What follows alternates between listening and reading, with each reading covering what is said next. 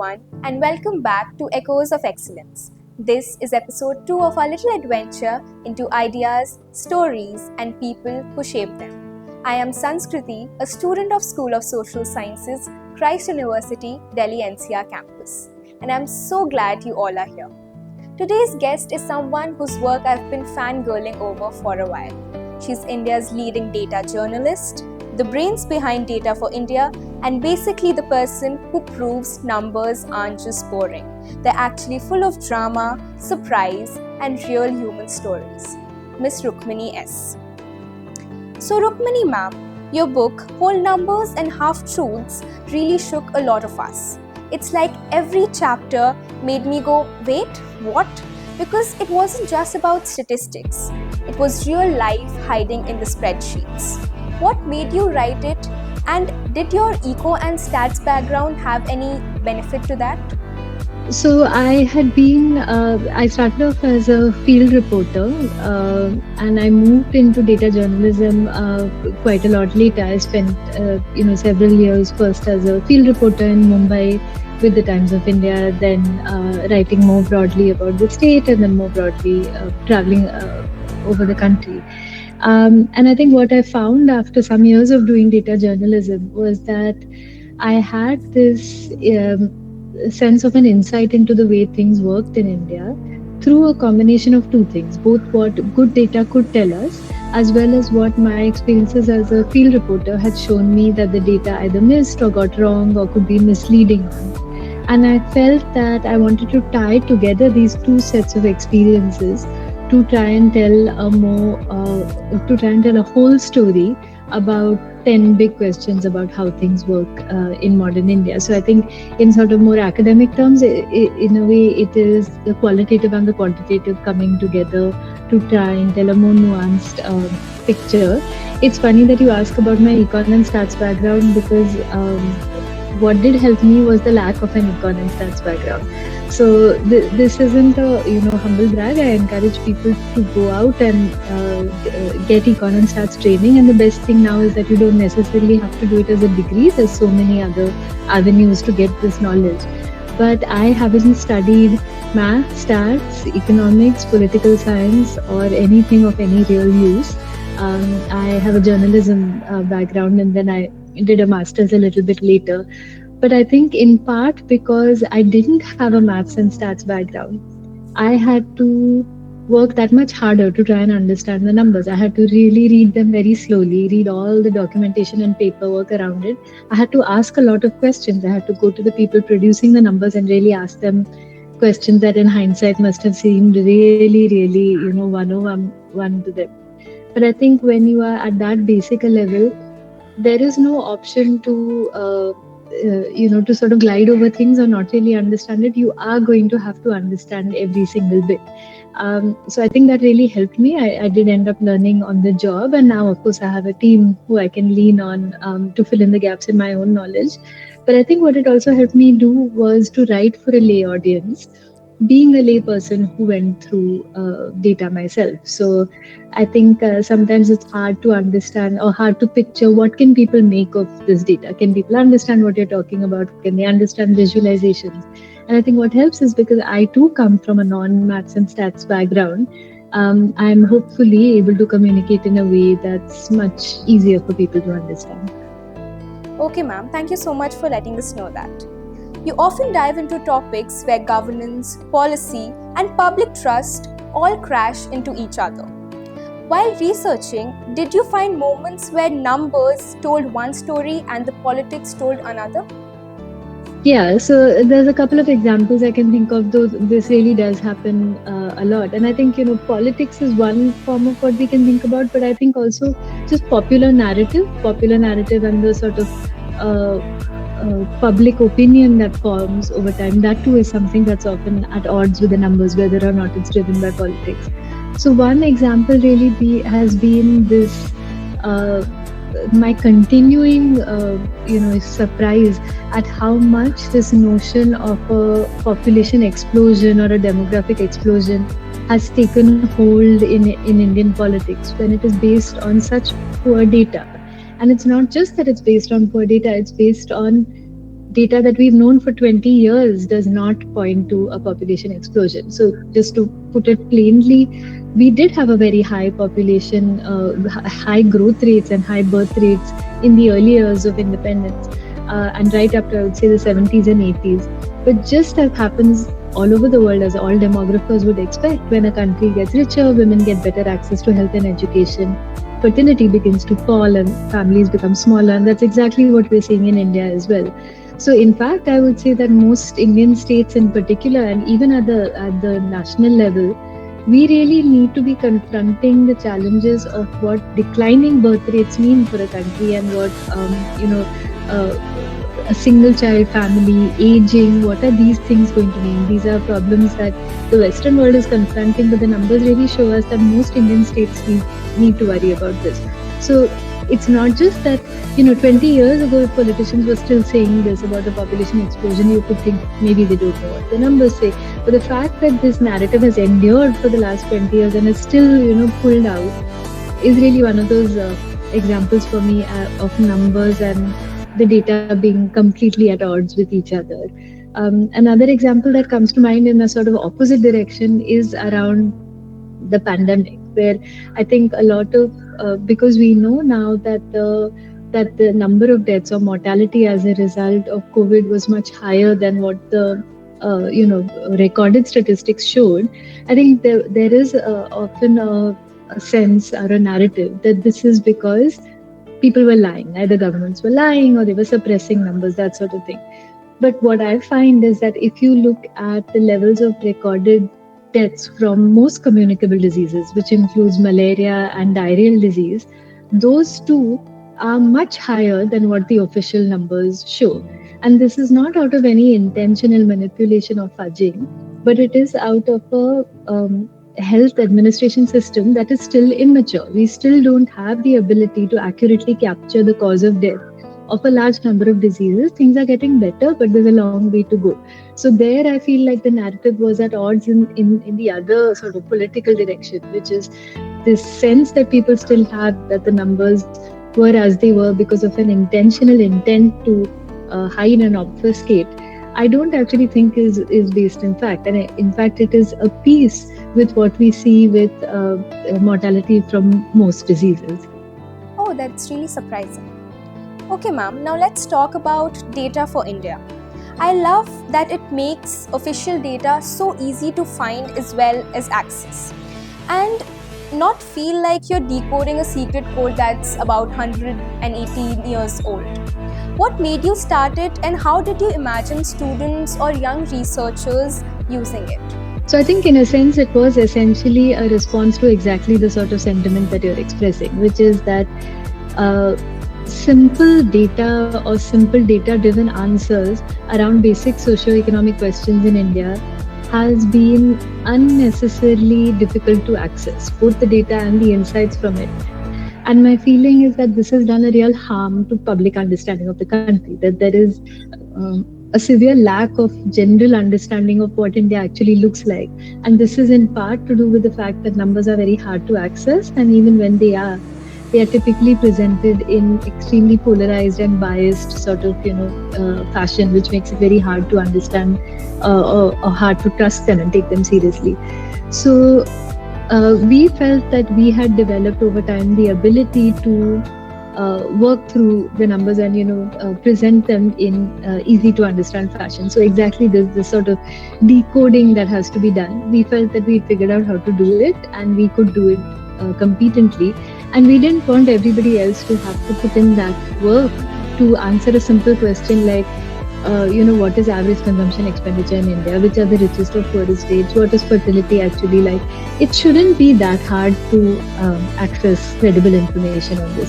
So the idea is that this is a public resource that allows people to answer for themselves questions that they have about the country, and that they don't have to take our word for it, because we say so, but they can actually see where the numbers are coming from, what the methodology is. We use only public data produced by the Union Government of India or by multilateral agencies. So we're not using sort of niche or alternative sources. We're using public data to tell you basic things about the country, and that this information should be easy to access for everybody, whether it is for research that people are doing, or just to settle an argument that two people are having at a chai shop about, is the number this or is it that. And it's not just numbers, it's also what that insight is. So it's not just this is the fertility rate, but also the insight that this is what's happening to family structures in India, this is how demography is changing. We would very much like for this to be an easily usable and citable resource for students and young researchers. We operate under the most liberal Creative Commons license, which allows for full usage, quoting, sharing, as long as there's credit. There's no fee for any of this use. And since we follow these high standards around data sources as well as citations, we feel that this should be a easily citable resource that you're able to cite even in term papers, in essays, in work that you have to produce. And my appeal to teachers usually is that there is a lot of don't use ChatGPT that they're telling students. So we would like to be able to tell them, well, do use this then, and not because we are saying so, because of all of these reasons and all of this work we've done to really put our credibility on the line. A follow-up question to that. Sometimes students' biggest struggle is not about finding the numbers, but it's about how credible their resource is and what all resource they can actually refer to. So is there anything that you can say about that?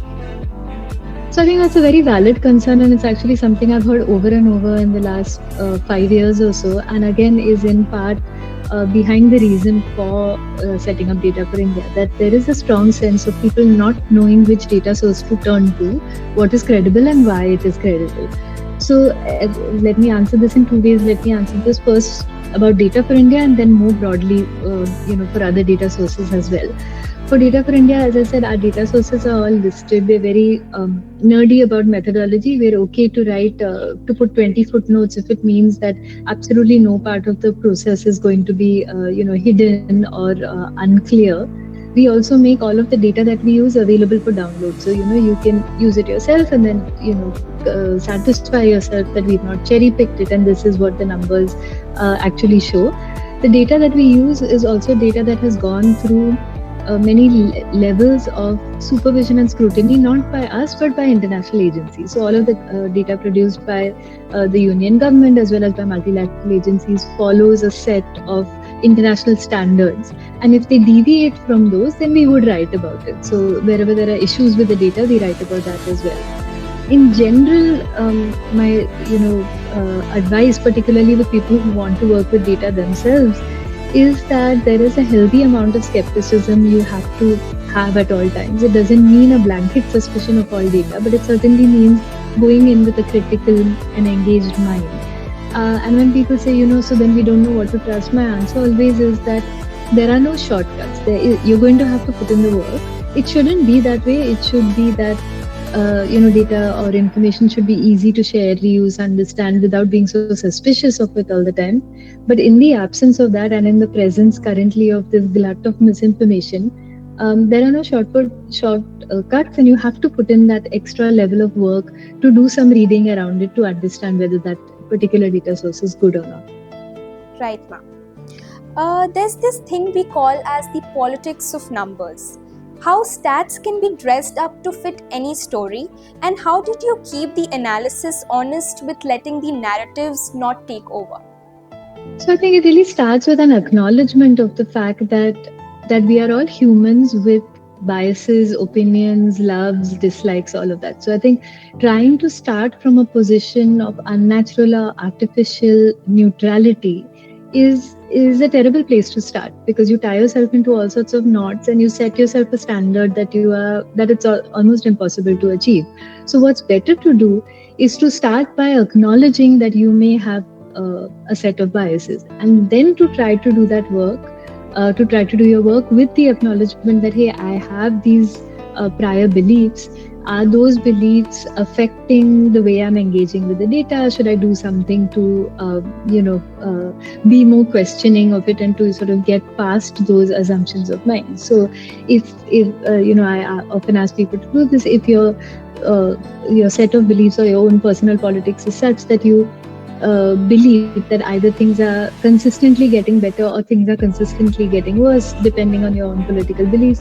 It's best to just acknowledge that to yourself and to make sure that you're not going into the data looking for things that are either good or bad depending on your beliefs.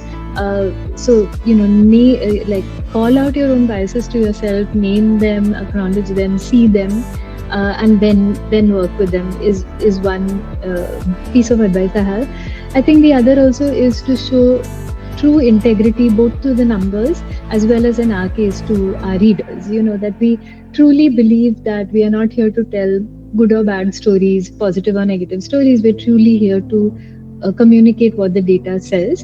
And ultimately, as I said, we're a public platform, so our credibility is on the line. If we were to cherry pick or allow our own personal narratives to take over, I think it would be very easy to call us out on that, and for us to lose the credibility that we are working so hard on building. And also from your media experience, data changes a lot when it actually forms a headline. Sometimes the nuance disappears completely. What's one thing that you wish the journalists and the media students would keep in mind while hitting publish? So, if I had a one word bit of advice, my advice would be denominators. And I know that that's a strange and mathematical sounding piece of advice. But I think the biggest sort of crime against numbers that I regularly see in newspapers has to do with comparing things, especially between states that are not of the same size. So, when you see regularly, you'll see reporting that says UP has the highest something. Well, UP has the highest everything. It's just the largest state in the country. Or you'll even say India has the largest number of. Well, India should have the largest number of. As someone pointed out to me, you could have a headline that says India has the largest number of left-handed something because it just has the largest population in the country. So presenting numbers within the context of and the universe of where they come from, which in maths is often the denominator, right? What are you talking about? Out of what is the group of people you're talking about is something I would like to see a lot more of. And I think also interstate comparisons in particular are done very poorly. When you see, again, reporting that says, Kerala has the highest reported number of crimes or something like that, or highest reported number of cases of some disease.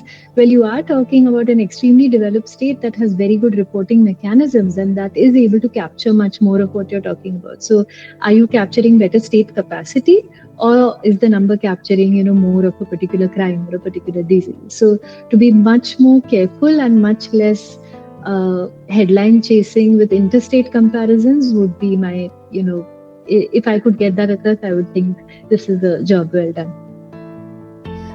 Also, ma'am, if you had one piece of advice that you would like to give to the students who are just starting right now, whether it's for research, policy, or just news stories, what would it be? So, I think when it comes to numbers, there is sometimes a sense that the most important skills there are mathematical. But my advice would actually be that the most important skills there are twofold. One is reading, just being able to read text and documentation clearly to understand what is being talked about very slowly. That's one. And the second is asking questions. So again, particularly to someone in journalism, being able to ask the producers of the data good questions about the numbers is an extremely important skill. So I'd say work with numbers with confidence. And I particularly want to encourage people who do not have a math background like me to work with numbers. I think we should all try to get over our fear of numbers. There really is a lot that can come from data. So I would encourage people to work with numbers, but start first with reading and asking questions before you dive into the numbers. That's insightful. And personally, ma'am, what's one number or one data set that totally surprised you?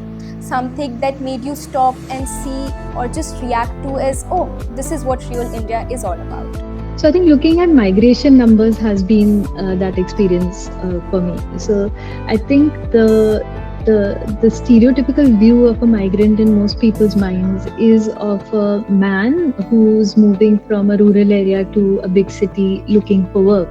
And when you look at migration numbers, what you realize is that the largest share of migration, first of all, happens from rural to rural, between villages. And secondly, the most common Indian migrant is a woman and not a man, because of socio-cultural norms around marriage, which is that women do not marry within the same village. So I think it's one of those things that, although when I look around me and even in my own life, I know how common marriage migration is, moving away from your home after you get married, but I still feel that it's not made into pop culture, it's not made into popular conversation. Our image of a migrant has not really updated itself to the numbers, and also the experience of what being a migrant is typically pegged to male work migration and very rarely to women's experience of migration. So that's certainly something that it's made me update my notion of what the country looks like, what migration looks like, what the lived experience of women look like. Okay. Rukmini ma'am, thank you so much for this conversation. You reminded us that numbers aren't just cold facts. They're little windows into people's lives. And with that power comes the responsibility to be curious, fair, and transparent. Thank you so much, ma'am, for your time. Thank you so much for watching. This was episode 2 of Echoes of Excellence. I hope you liked it. Stay tuned for episode 3.